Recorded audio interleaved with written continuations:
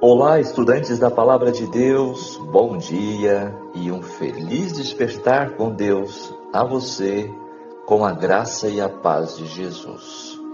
Vamos em frente em nossa jornada bíblica, Despertar com Deus, capítulo a capítulo. Estamos avançando desde o primeiro capítulo da Bíblia, estamos, com a graça do Senhor, avançando, conhecendo os ensinamentos divinos, capítulo a capítulo. Eu quero dar as boas-vindas hoje aos novos inscritos, aqueles que também estão conhecendo a nossa jornada bíblica, esse projeto de estudo e de comunhão com Deus e Sua Palavra. E quero dar uma pequena explicação, a você que é novo neste canal ou a você que está chegando aí agora para o nosso projeto. Então, neste projeto, da jornada, neste canal, a proposta é ajudar as pessoas a desenvolver o hábito diário de estudo da Palavra de Deus. E uma forma, assim, prática e também facilitada é desenvolver o hábito do estudo de um capítulo ao dia, todos os dias. Nós temos a pausa nos fins de semana, no sábado e no domingo eu não coloco, mas você pode se organizar para que todos os dias você possa reservar um tempo de qualidade com Deus e desenvolver assim o hábito saudável e importante da comunhão diária com Deus e recebendo assim o conhecimento e as instruções divinas em Sua Palavra.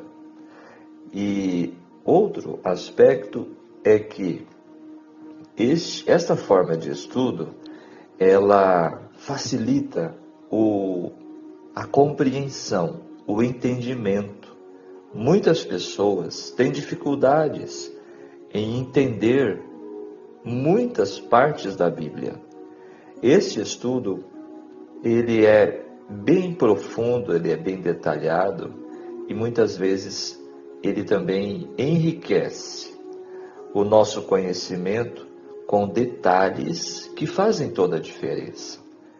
Vou dar um exemplo, o livro de Crônicas que estamos estudando. Quantas pessoas, ao fazer um ano bíblico, quando se deparam no livro de Crônicas, ou desanimam, ou pulam a leitura, o estudo. Principalmente, como nós já falamos, da cronologia bíblica. 9 capítulos, aquela longa lista de nomes. Mas para quem está acompanhando nossos estudos, pôde perceber a razão, o porquê Deus colocou em Sua Palavra esta longa lista de genealogia. Você já sabe responder por quê? Porque o povo de Israel estava voltando do exílio de Babilônia e precisavam de uma motivação para se reerguerem, para se reestruturarem e se reavivarem, tanto espiritualmente quanto no sentido pessoal, familiar e como nação. Então Deus entendeu que era necessário mostrar ao povo que eles ainda eram a nação escolhida de Deus. Passaram por uma disciplina necessária por causa da idolatria, do abandono a Deus, e agora Deus os motivava a novamente acreditarem na promessa da aliança. E o estudo de hoje será em 1 Crônicas 17, falando exatamente sobre uma aliança eterna. Gente, esse estudo também ele me trouxe uma alegria, uma esperança profunda e emocionante, porque ela alcança até os nossos dias.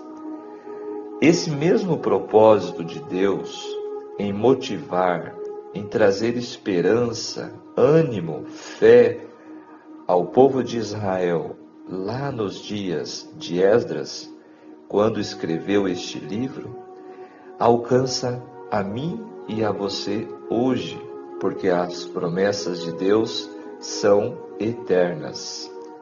E eu convido você para se dedicar completamente neste momento para a compreensão do estudo do capítulo 17.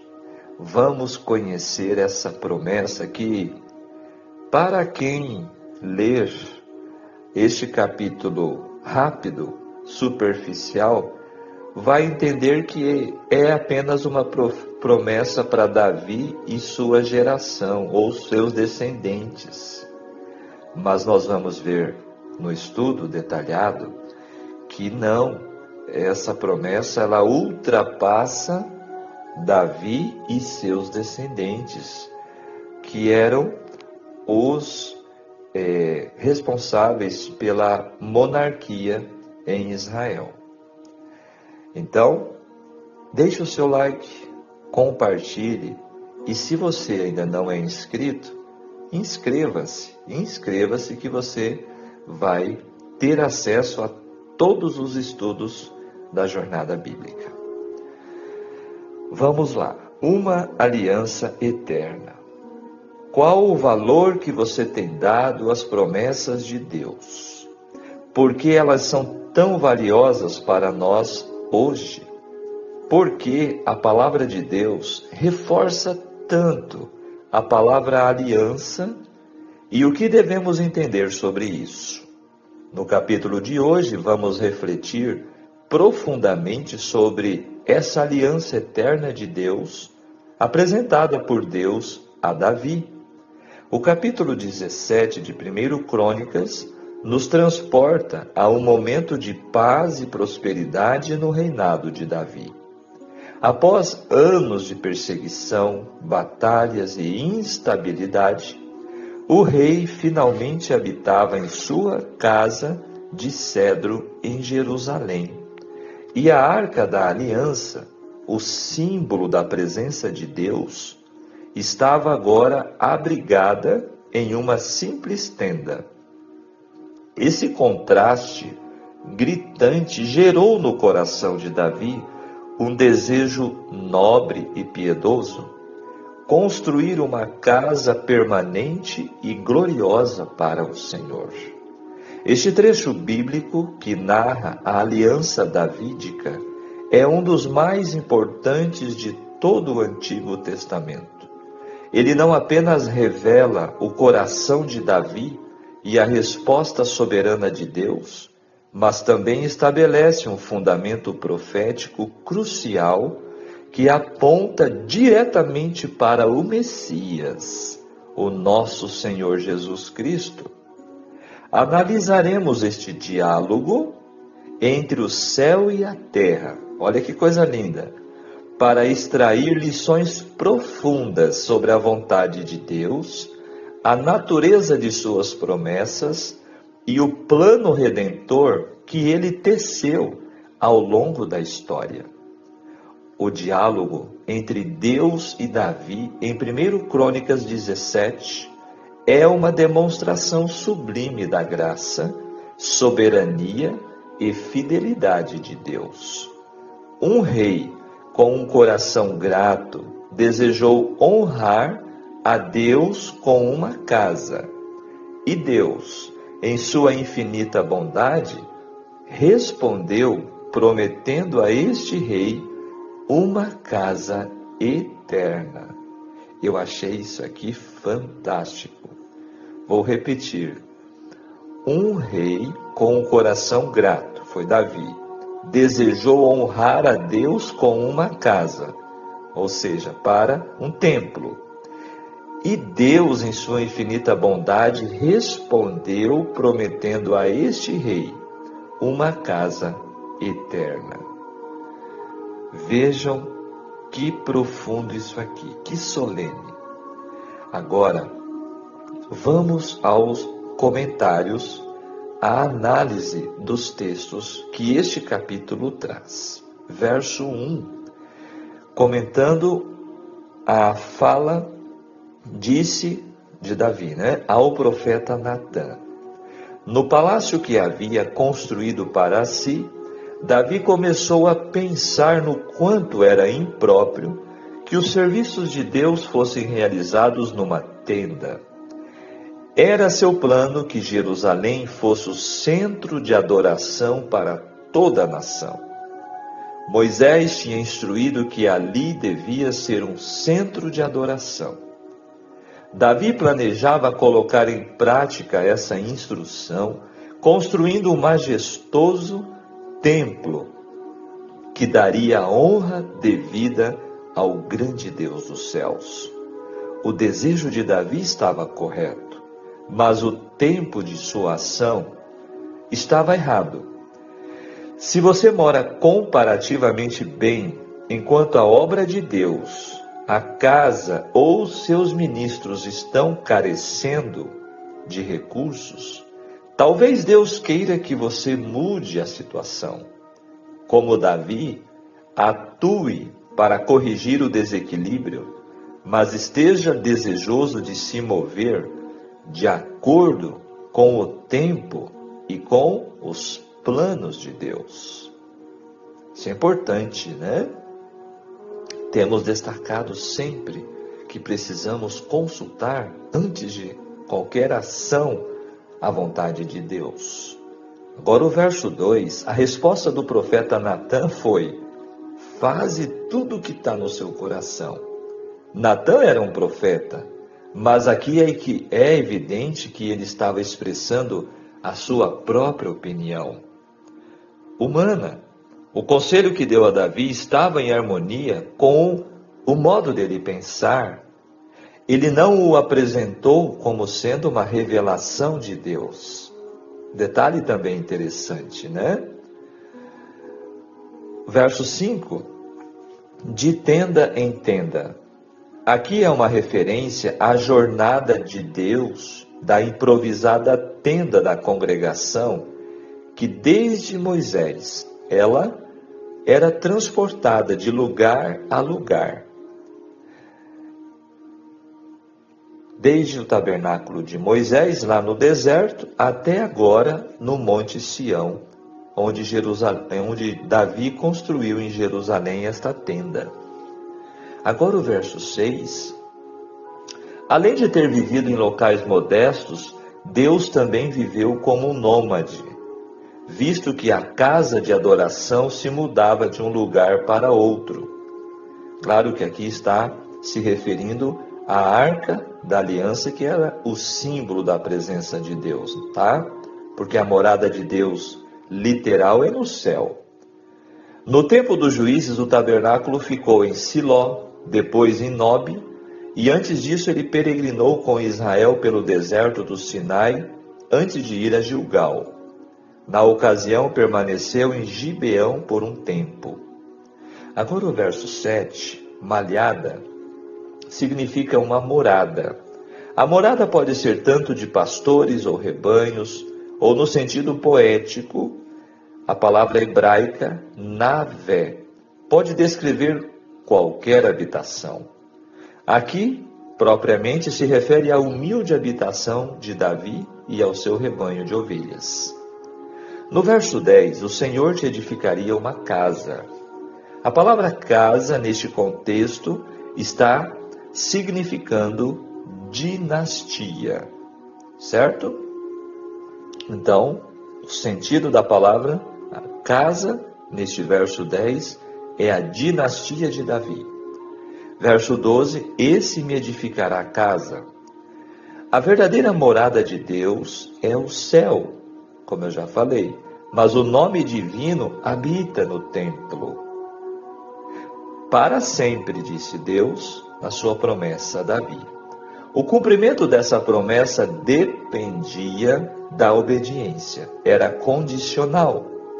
Devido à falha humana, a promessa será finalmente cumprida apenas por meio de Cristo. Os descendentes de Davi falharam, eles não foram fiéis à aliança e Deus não pôde cumprir completamente esta promessa, a não ser com seu Filho Jesus.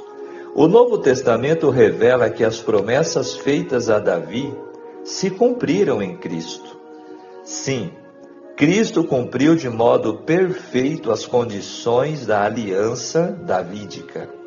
Ele serviu de mediador da aliança da graça e prometeu voltar à terra como rei conquistador, conforme está em Mateus capítulo 24, versos 29 a 31. Cristo vai voltar com poder e grande glória nas nuvens dos céus, sentado em seu trono. Verso 13, Deus continua falando: eu lhe serei por pai e ele será por filho.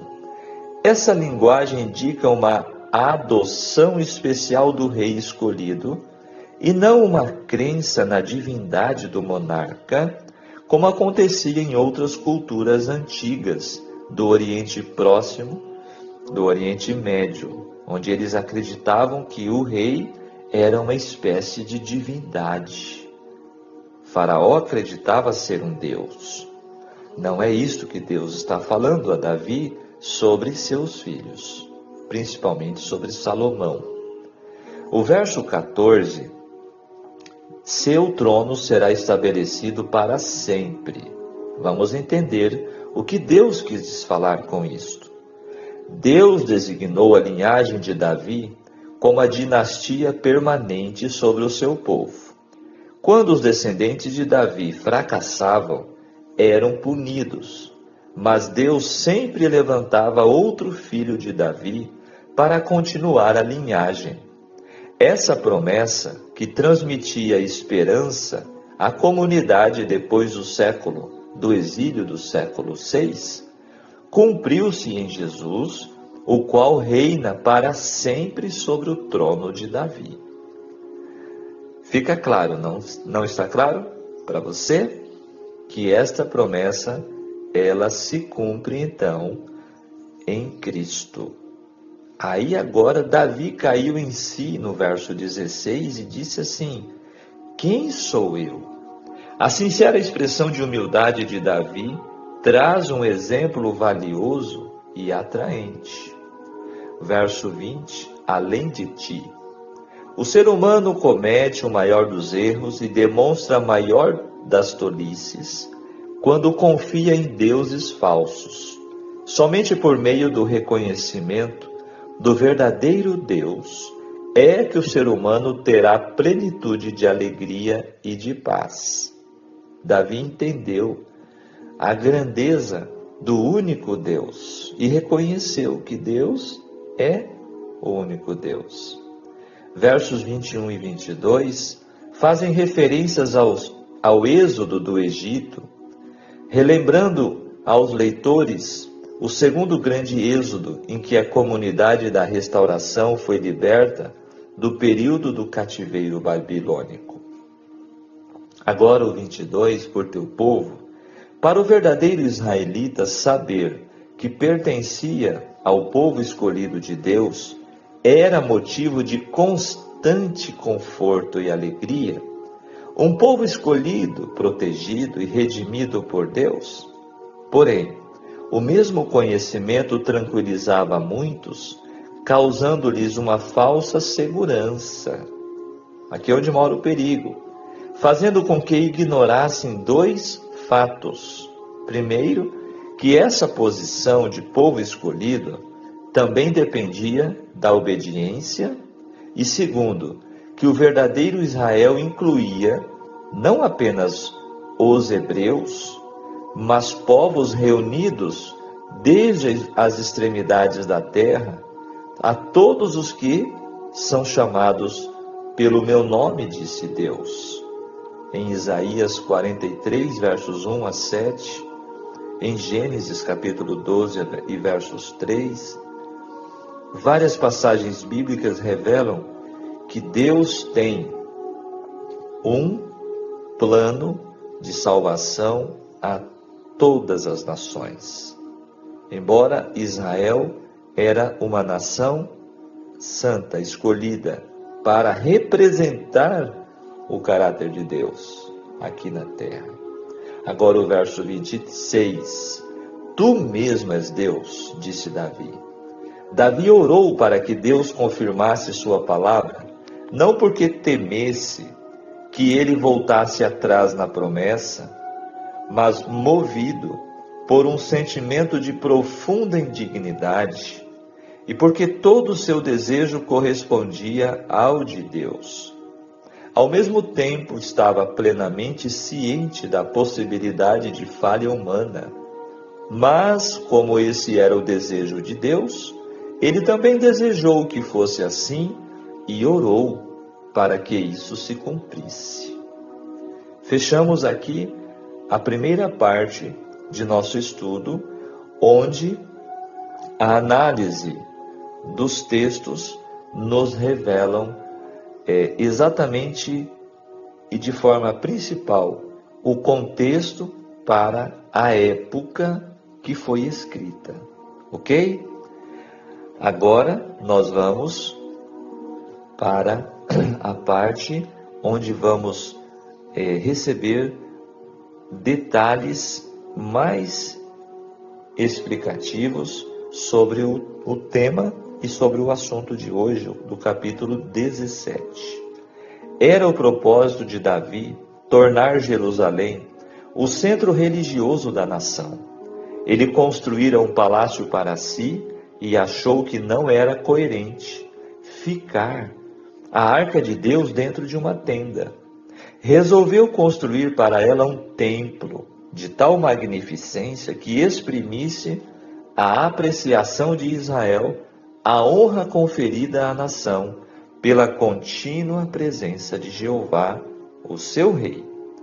Comunicando o seu propósito ao profeta Natã, recebeu a animadora resposta: vai, faze tudo quanto está no seu coração, porque o Senhor é contigo, disse o profeta.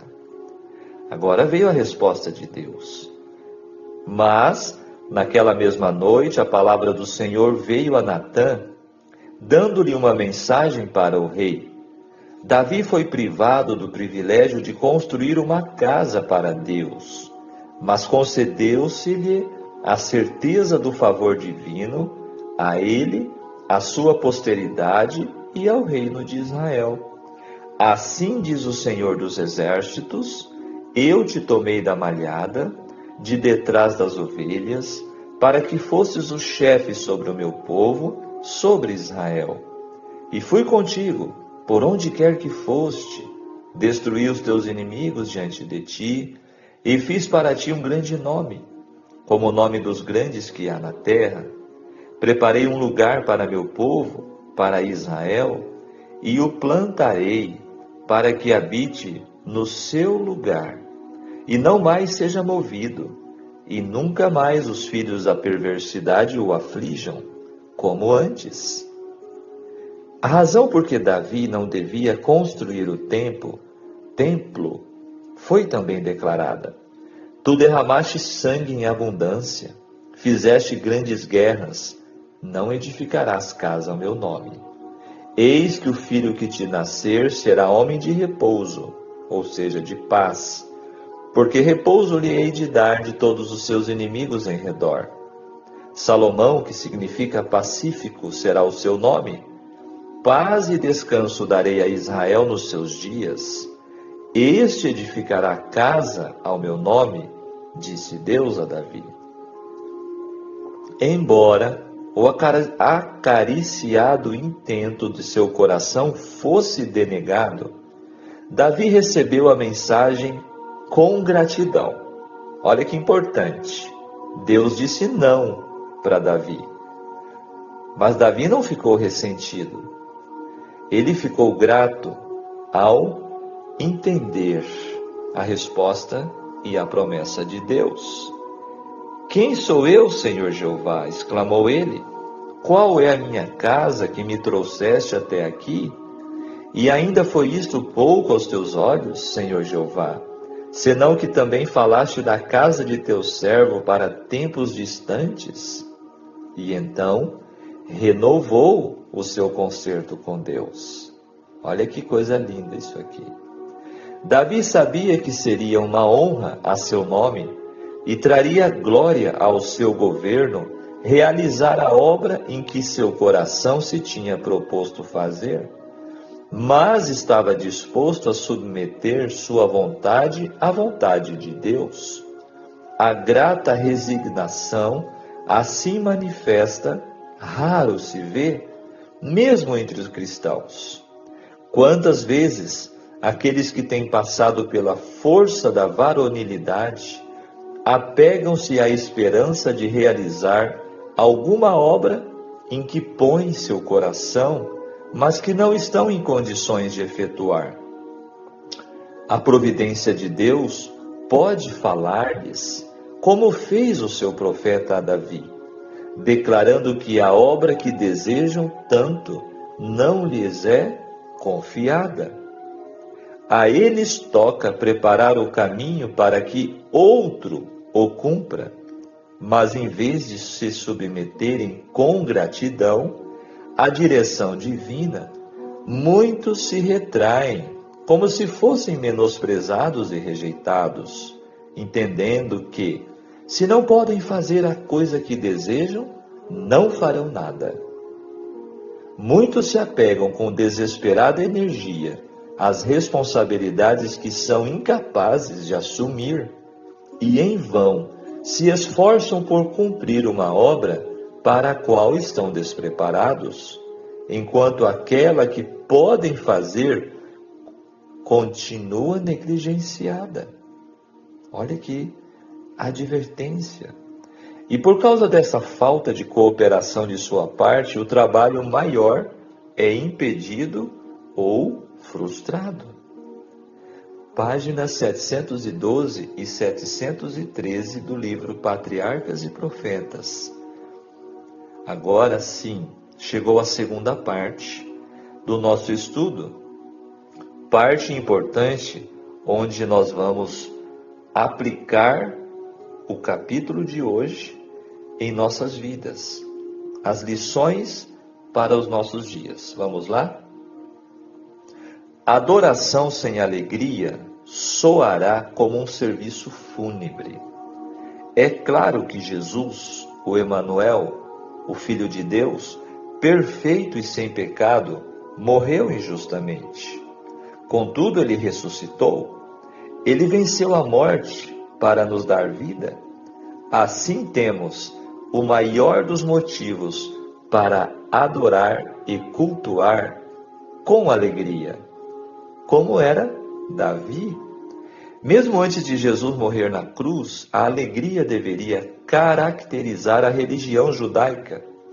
Mesmo após 70 anos de cativeiro em Babilônia, ao retornar a Jerusalém sem o esplendoroso Templo de Salomão, a satisfação deveria tomar conta do coração em cada ato de adoração do povo.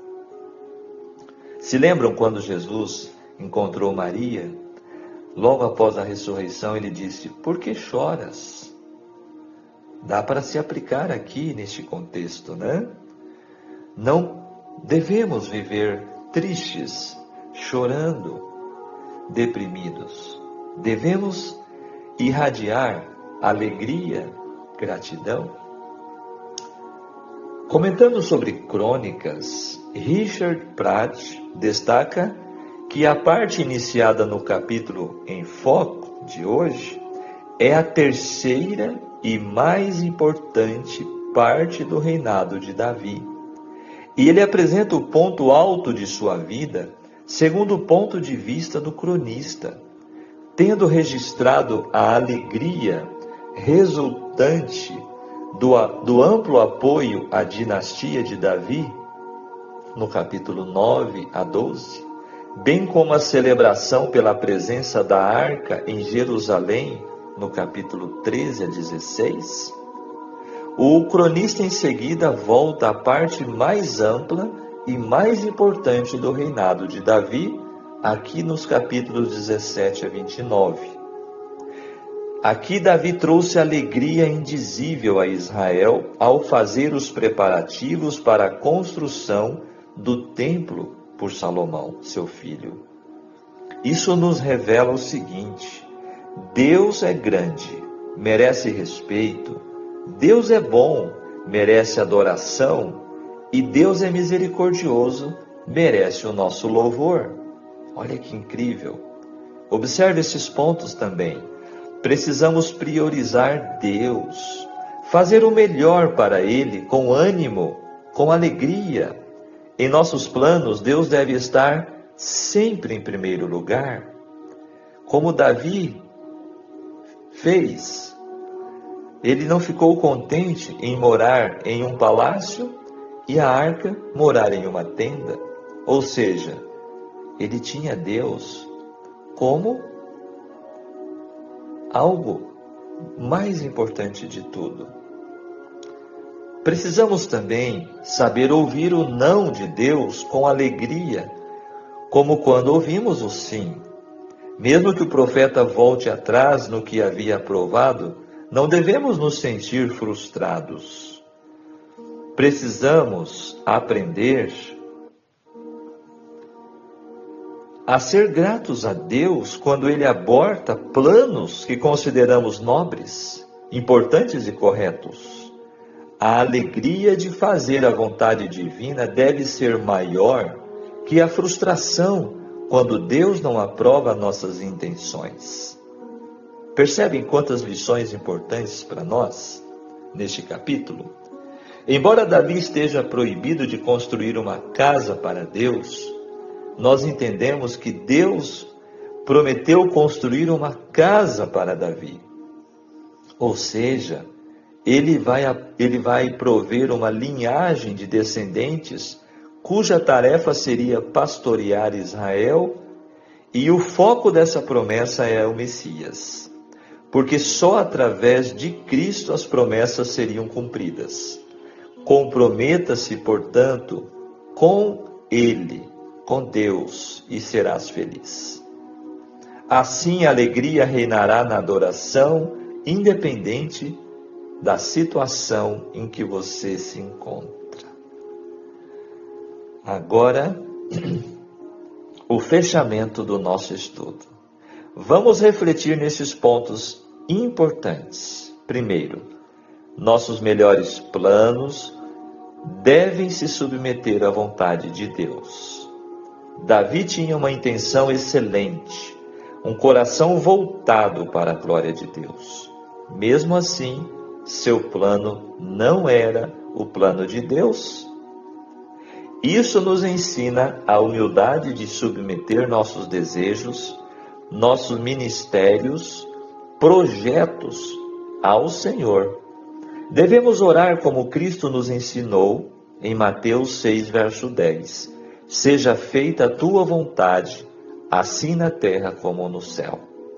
Muitas vezes, o não de Deus não é uma rejeição, mas uma proteção, é um redirecionamento para algo muito melhor que Ele planejou para você, para mim. Segundo, Deus é o grande construtor. O homem deseja construir para Deus, mas a verdade bíblica é que é Deus quem constrói. Ele construiu a dinastia de Davi, Ele constrói a sua igreja, e Ele promete que as portas do inferno não prevalecerão contra ela, em Mateus 16, 18. Ele nos edifica como pedras vivas, como casa espiritual, em 1 Pedro 2, verso 5. Querido amigo, ouvinte e estudante da palavra de Deus, Nossa tarefa não é iniciar grandes obras por nossa própria conta, mas nos encaixarmos fielmente na obra que Ele já está realizando.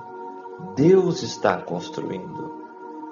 Como diz o Salmo 127, verso 1, se o Senhor não edificar a casa, em vão trabalham os que a edificam. Terceiro ponto, as promessas de Deus são maiores do que nossos pedidos. Entenda isto. Davi pediu para construir um templo terreno. Deus lhe deu um reino eterno.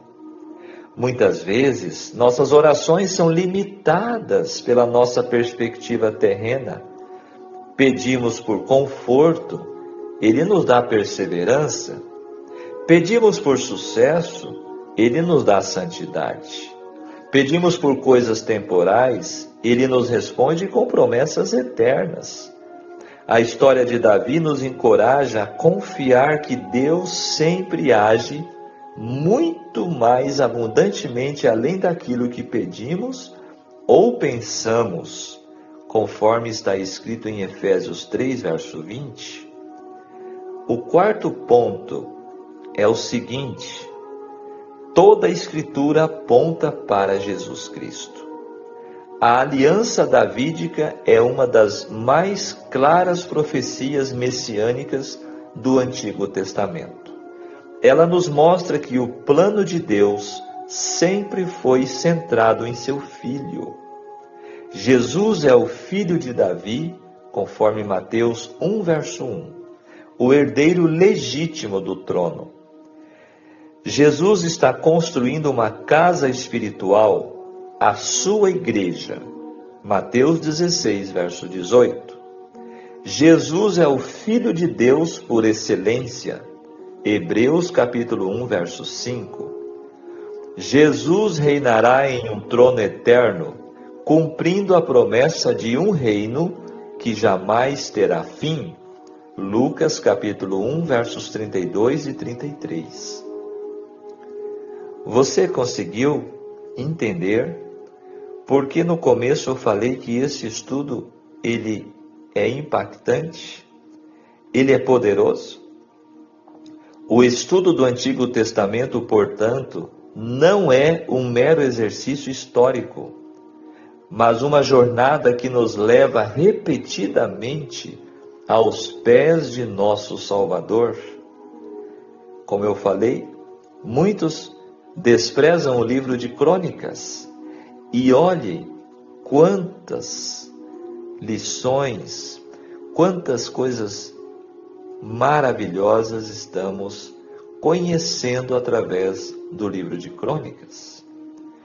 Agora, este capítulo nos convida finalmente a descansar, não em nossos próprios esforços para Deus, mas na obra consumada de Deus por nós. Ela nos lembra que o fio condutor de toda a Bíblia é o plano redentor de Deus, culminando na pessoa e na obra de Jesus Cristo, o verdadeiro Rei, o descendente prometido de Davi, o Rei eterno. Que possamos, como Davi, ter um coração que deseja ardentemente glorificar a Deus e com ainda mais fervor. Depois de um estudo desse, a nossa fé, ela é reavivada, a nossa esperança, ela é multiplicada. Nos maravilhar com a grandeza de suas promessas que encontram seu sim e seu amém em Cristo Jesus. Vigiemos e oremos. Amém. Louvado seja o nosso Deus. Fique com este pensamento do dia. A verdadeira satisfação é encontrada em nos rendermos à vontade de Deus. Amém. Como nós vimos neste estudo, Davi recebeu um não, mas muito mais do que recebesse um sim, foi receber uma promessa eterna, que Deus tinha um plano para a sua vida e seus descendentes e para todos aqueles que futuramente recebessem a Jesus também pela fé. É maravilhoso, é fantástico conhecer a Jesus cada vez mais através da sua palavra. Vamos orar. Maravilhoso Deus e querido Pai Celestial, nosso querido Salvador Jesus, te rendemos graças, Senhor, neste momento, por recebermos de Ti esse conhecimento, essas lições, essas revelações tão maravilhosas, por poder fazer parte do Seu plano de salvação, de redenção, esse plano eterno que o Senhor tem preparado antes da fundação do mundo. Obrigado, Senhor, porque mesmo com o pecado entrando em nosso mundo e manchando a criação, o Senhor já havia preparado este plano eterno de salvação e de felicidade para todos aqueles que o recebessem como Rei e Salvador. Senhor, queira nos alcançar com essa promessa também. Queira, Senhor, nos resgatar da prisão do pecado. Dá-nos, Senhor, a alegria que deste a Davi, um coração grato, feliz, porque mesmo diante das lutas e dificuldades, o Senhor continua sendo sempre o nosso Salvador e o nosso refúgio. Fica conosco, Senhor, em mais um dia. Continue conosco cada estudo da nossa jornada, em nome de Jesus. Amém. Que Deus te abençoe, que Deus te guarde. Fechamos mais um capítulo. E foi realmente um capítulo fantástico para iniciarmos mais uma semana de estudos, né? Que Deus esteja com você cada momento e até o nosso próximo encontro. Um grande abraço. Tchau, tchau.